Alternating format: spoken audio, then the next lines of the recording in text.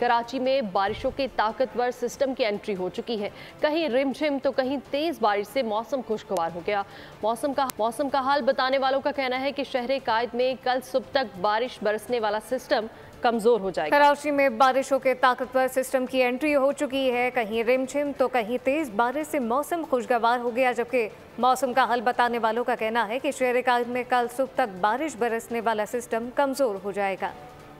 कराची में सदर, कालापुल, बजरटा लाइन समेत एयरपोर्ट और मलीर के अतराफ में तेज बारिश हुई। महकमा मौसमियात के मुताबिक सबसे ज्यादा बारिश सुरजानी में 7 मिलीमीटर बारिश रिकॉर्ड की गई। केमाड़ी में 5, कायदाबाद में 4, कोरंगी और सादी टाउन में 2, औरंगी टाउन में 4.8 मिलीमीटर, DHA, जिना टर्मिनल और ओल्ड एयरपोर्ट पर 1 मिलीमीटर बारिश, जबकि PF म्यूजियम पर 2.5, मैट ऑफिस में 1 मिलीमीटर से ज्यादा बारिश रिकॉर्ड हुई। DG मैट सरदार सरफराज का कहना है कि बारिश का सिलसिला रात देर तक जारी रहेगा। मतलब कल सुबह तक साफ होने का इम्कान है।